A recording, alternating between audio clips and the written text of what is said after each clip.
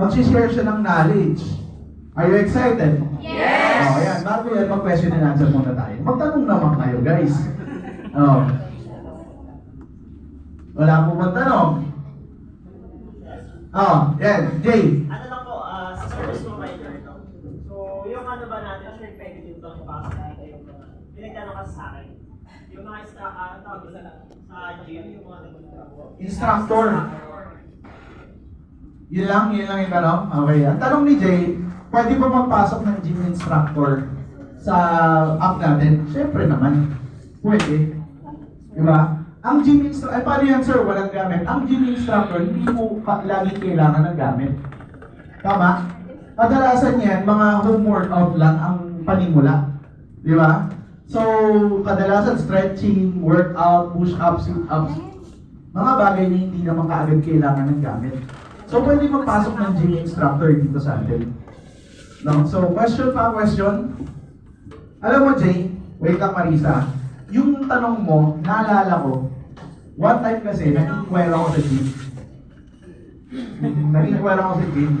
So, bakit kayo tumatawa? Parang hindi kayo, nag-inquire lang naman ako eh. Oh, so, ayun, nag-inquire ako sa gym. Siyempre, nagtanong ako, magkano, mga ganyan. Alam mo, ang naramdaman ko nung pumunta ako, doon ako nag-inquire sa SM North, sa Fatter's World. Fatter's World, tsaka sa Fatless First. Yun. So, nag-inquire ako dyan. Alam nyo, napansin ko, grabe yung sales training ng mga ahente nila. No? Sa gym. Tapos, ang napansin ko din, yung mga gym instructor nila doon, ang dami. Nagtuturo, ito sir, gusto mo maging instructor to, ganyan. Bakit itong mga gym instructor na to? Parang ang dami namang bakante. Ibig sabihin ba nun, walang masyadong kliyente? Ibig sabihin ba nun, walang masyadong trabaho? Thus, it took me into a realization na our app can actually be a solution for their career.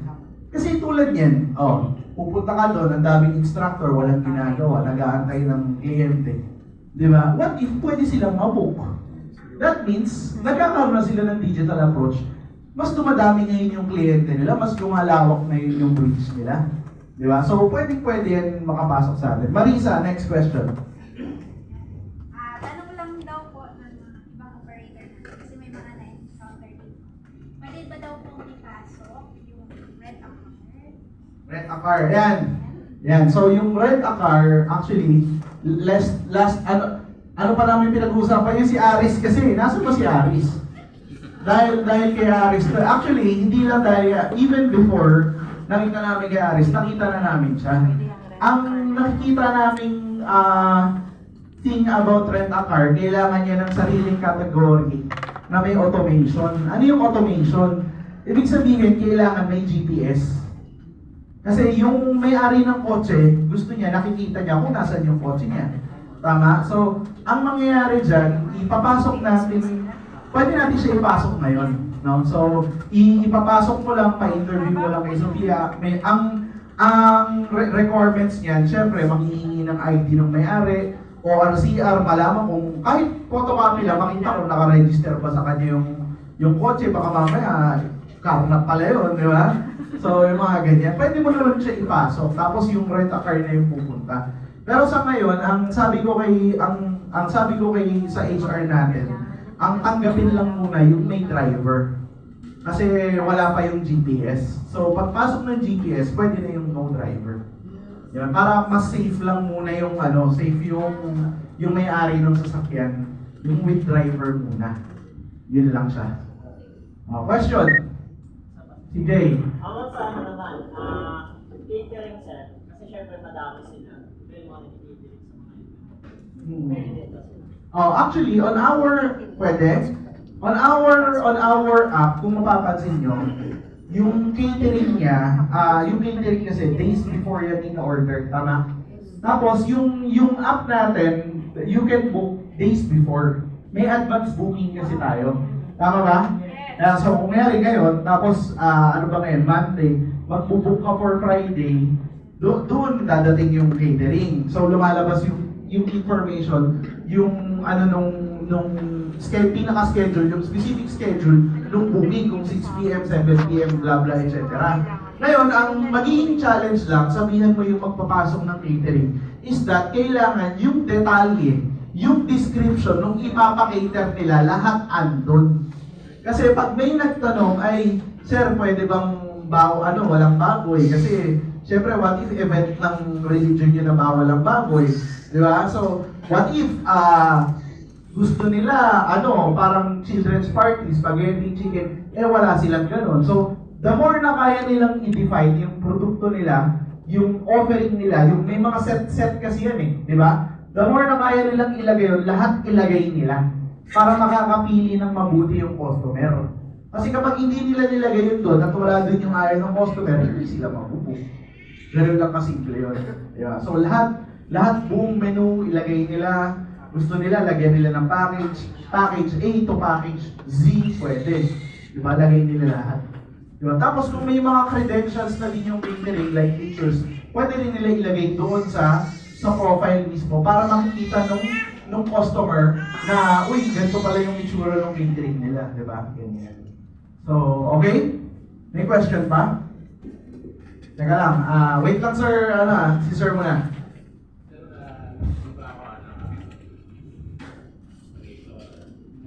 Manila kasi ako yung papasok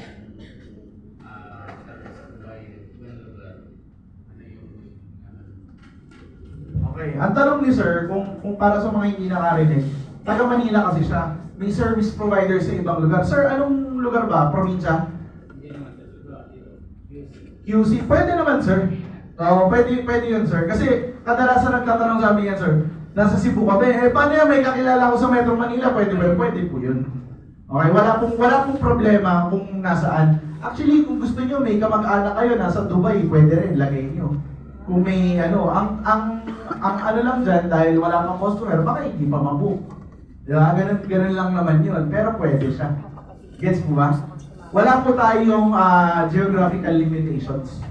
No? So, si Sir naka-yellow.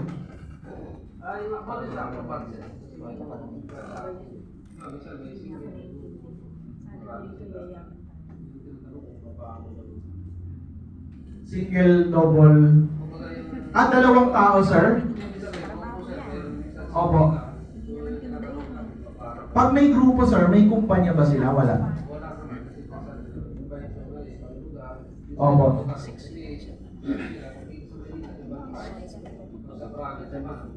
Tama. Opo, so sagutin ko muna yung kapag marami sa approval. Nagka-problema ba kayo sa approval, sir, ng mga tao? Nung pinapasok nyo? Wala naman. Nag-inquire pa lang naman. Okay, so yung sa double kasi, wala, yung dalawa yung, punta na lang tayo sa house cleaning, sa condo, sobrang laki ng condo. Dalawa yung pupunta. Ang mangyayari kasi doon, sa ngayon kasi, isang tao pa lang yung pwede natin i-book. The way na makakapag-book ka ng marami, kapag kumpanya yung ipinasok. Nagigets mo ba? Kasi may mga kumpanya na manpower. Yung manpower na to, sila pa lang yung nakakapag-indicate kung ilang tao yung ipapadala nila. Gets mo ba? Pero kapag yung mga freelancer, hindi po tayo pwedeng magpasok ng tao na hindi dumaan dun sa application process. Parang ganito. Kunyari, ako po, house cleaner, aircon technician po ako. Tapos, inisip ko, ang laki ng aircon, kailangan ko ng katulong. Kailangan ko ng body-body na tutulong sa akin magbuhat. Actually, sa ngayon, yung pag dinala mo yung kasama mo dun sa bahay, hindi yung tatanggapin ng customer. Ang orientation po ng customer, kung sino yung nakalagay dun sa app, sino yung mukha nun, yun lang yung papapasukin mo ng bahay nyo. Kasi yun lang yung covered ng transaction. So, hindi pa po sila pwedeng magpadala ng, kunyari, 3 silang pupunta, hindi po pwede. Okay, ibu-void po yun ng customer. Yes po ba? Ngayon, kung sa marami, kailangan po may kumpanya. Kung grupo sila, sir, huwag na sila mag-grupo. Sir, mag-apply na lang sila isa-isa, pwede naman. Di ba? So, pare-parehas naman sila ng skill, magpa-interview na lang sila isa-isa. Basta kompleto yung requirements, natatanggap naman siya. Di ba po? Ayun. So, may question po ba? Si Sir muna. Wait lang po, ma'am. Sir. Sir, nakuha ko lang yung paano kung sir yung SIM provider tulad nung yung sa kausap ko na yun na may kasama. Tatanong din talaga. May kasama, opo. Kasi sir, actually talaga, kung aircon technician ka, hindi ka mawala talaga ng kasama sir. Kasi unang-una, kung lilinisin mo yung aircon, yan, ilalabas mo sir yan. Opo. Paano kung mag-isa ka lang sir, hindi mo talaga kakayanin. Magaling kung si Juan magbibigay ng katulong sa'yo sir. Opo. Kakawawa naman yung provider natin pagka ganun sir. Opo. So, sa ngayon, meron kaming pinapasok sa system natin na dapat yung kasama mo makapag-apply. Pero kasi sir, sa totoo lang, may mga isang tao na tumitira talaga kahit yung mga malalaki. Magagaling talaga eh. Ngayon, syempre, hindi naman lahat sobrang gagaling, di ba? So, i-consider natin na dapat may kasama siya. Tama? So, ngayon, yung kasama niya, sa ngayon po, hindi pa siya talaga pasok doon sa legal booking natin. Masisitahin po yun ng customer. So ngayon, ang ginagawa po natin is naggagawa tayo ng bagong affiliation. Parang yung service provider, dapat nakapag-apply din siya bago siya maisama. So, ganun po yung system na. Pero wala pa po siya sa ngayon. May workaround din. Mag-apply ng DTI Oh, service provider para meron siyang business. Then after nun, ang tingin na lang AYS sa kumpanya. Pwede na siya mag-register na kanya-kanya. Yes. Yun po yung sinasabi ko sir kanina kay sir. Dapat may kumpanya. Ngayon, pasok niya na lang ng DTI. Madali lang naman mag-apply ng DTI, di ba? So, ang mangyayari, hindi na po mukha ng aircon technician yung dadating doon sa bahay, yung logo nung kumpanya. Ngayon, pag dumating doon, tapos dalawa sila, yun okay yun kasi part po yun ng company. Opo. Ang tanong niya sa akin, ano yung assurance na mabubuka ako? Yun ang gandang tanong niya sa akin. Kasi kung sinasabi niya sa akin na sinabi mo nga na book, ano yung assurance na mabubuka ako?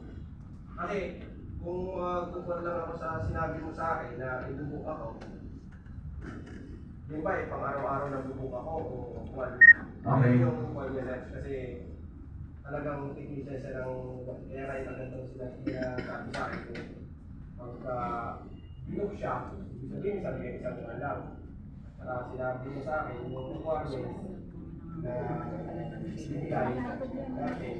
Pwede na nung talagang dapat kasi kampanya na rin ang papasok na ito. Yes po. Ang nga lang ang sabi niya sa akin, kung pagpasok sa iyo niya, sabi ko nga sa kanya eh, kasi bakit pumasok muna? Kasi paano malalaman ko kung pumasok? Opo. So, ang Sabi niya lang sa akin, ang isang lang is kung mabubuk ba talaga. Opo. So, ako po, ang sinasabi ko sa mga ganyan tanong, sure ba na mabubuk ako? Di ba? Ang sinasabi ko po is yung totoo na nagsisimula tayo, bago pa lang tayo, siguro konti pa lang yung customer natin. Pero ang ginagawa po natin, nagko-commercial naman tayo para may pumasok ng customer. Ngayon, ang gawin niya, pagpasok niya, ayusin niya kagad yung profile niya para malaman niya kung mabubuk siya. Kasi po, in our ways, of course, we're doing our moves para mabook yung tao. Ngayon, eto po pwede. Pagpasok niya sa service provider, mag-post siya sa Facebook niya. Download kayo ng app your servisyo, i-book nyo ako, yun, sure ako mabubook siya. Diba? So, hindi pa naman po, ito po yung totoo lang, hindi pa naman tayo ganun kalaki, pero yun yung goal natin. Maging makilala tayo sa buong Pilipinas, maging household brand tayo, to the point na lagi tayong nabubook. May volume, no? Yun po. May sagot po si Pres. Facebook kasi ay sa ba kayo? Kasi yung commercial natin recommend. Ang base po dun sa analytics natin sa ads, may nagda-download sa atin ng 25 users on a daily basis. Lalo na pagka mga weekdays, mataas siya ng mga 50-60 pang weekend. So, ang paano kung siya? Makukuha siya dahil nag-commercial tayo. Pero, kailangan natin yung guys. Yan, yes. Minsan na sinabi ko sa kanya, kasi depende talaga sa price mo, baka mamaya mataas lang ang price. Sino magbubukod? Tama po. Tsaka yung picture, sir. Yung picture din. Dito, kasi lang yan eh, para sa tindahan eh. Para kung ano yung tindahan mo. Tama. Tama. Yung profile, yung pinaka-profile. Kasi may iba, eto para na rin sa lahat. Kasi just this afternoon, kinausap ko yung HR sa Cebu. Kasi yung mga service provider na ibang pumapasok doon, hindi nila nalalagay ng maayos yung time slot nila. Pag register mo, pag service provider ka, nakakapasok ka na sa app, ayusin mo yung profile mo, ayusin mo yung time slot mo, ikaw kasi nagsasabi kung kailan ka lang pwede mabook. So in short, kapag wala kang time slot, pag pindot sa'yo ng customer, ay walang time slot, ang dating, hindi ka available. Di ba? So double check on your service providers na ayusin po nila yung profile nila. Tapos of course, the picture. Yung picture nung pinaka-picture nila. Kasi kung di sila mag-upload ng maayos na picture doon, di ba? Ganun lang naman eh, kahit naman sa Food Panda, hindi ka bibili ng pagkain nang hindi mo basta nakikita yung picture ng kakainin mo, di ba? Yung mata yung unang kumakain eh. So yun po yung, sinasabi naman yan ng HR natin, no? Ino-orient po yan ng mabuti ng HR natin. Nire-remind ko lang po kayo. No? So ma'am, si ma'am po. Question ko lang. Pwede po yun kasi po yung event planner parang ang simulang trabaho po niya parang consultation eh. So sa simula, lagyan niyo yung price ng consultation fee niya. Yun na po yun. Kasi define niya lang, planner ba ng ano, ng wedding, di ba, ng birthday, ng anniversary, yun, lagyan niya lang po din yung price. Opo. Yung tao pwede. Yung hindi siya mismo may-ari ng tindahan.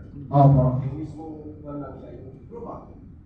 Dapat yung may-ari, sir. Kausapin niya na lang yung may-ari. Hindi, ibig sabihin ko yung freelancer kasi papasok siya, ibig sabihin niya gusto niyang kaso hindi naman siya, parang tao ba siya to? Opo. Mag-a-apply siya. Nag-a-apply. Helper, oh. Parang hindi siya catering lalabas. Parang handyman, gano'n. Parang crew, gano'n. Pwede. Pasok niya. Oh, catering crew, gano'n. Tapos magkano yung per day niya, lagay niya doon. Pwede, pasok niya sir. Tapos yung pinag-cateringan niya na may-ari, kausapin niya na rin. Eh, baka magustuhan. Di ba? Baka maging hindi ko pre-roll. Oh, may server, may usher, may nagaling yun eh. May caterer. Opo. Siguro wala ako sa sarili. Dapat naka-open yung register.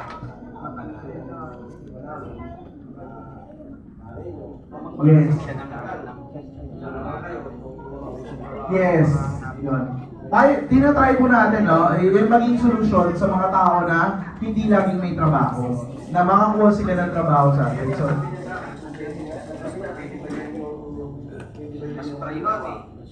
Waiter lang ako. pwede. Alam niyo po guys, ganito po siya, no? So, sino dito nakakaalala ng tinuturo ko na dalawang qualifying question kung pwede ba sa atin o hindi? Sino dito nakakaalala? Oh. Number one is, ano yun, Miss Lovely? Number one. Actually, number two yun eh. Meron, ang number one, mali naman kayo.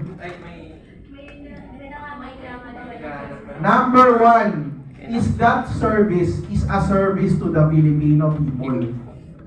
Ibig sabihin, yung service na yun, serbisyo ba na makakatulong sa tao, makakaserbisyo sa tao. Number one. Number two, ayan, alam yung lahat yan. Sinasabi nyo na eh. Meron bang willing gumawa ng trabaho na yun? Yes. Yun lang. Pag ang sagot dun sa dalawang yun, yes, pwede po yun dito sa atin. Okay? So guys, sir, pahabol, sir. Sige po. Meron siyang kapalit siya na gusto niya magpasok na mayroon na akong kapag-profile niya. Tapos, Pwede po, sir. Ano pong trabaho ino-offer nila? Pwede po yun, sir. Pwede po yun. Kasi po, eto po siya. Sa mga contractor company, kadalasan ng contractor company, construction eh. Although hindi lahat, di ba? Pero yung mga contractor company, yung mga tauhan na hawak nila, may mga skills po yan. So may it be yung kinokontrata sa company nila or yung skills ng mga tao niya, i-offer niya para maipasok sa app, pwede din po yun. Ngayon, sa mga kumpanya po na pumapasok sa atin, meron tayong tinatawag na corporate account. So kapag kumpanya po yung pumapasok sa atin, alala niyo yung nasa demo, yung dispatcher, namimili siya kung sinong tao yung ipapadala niya.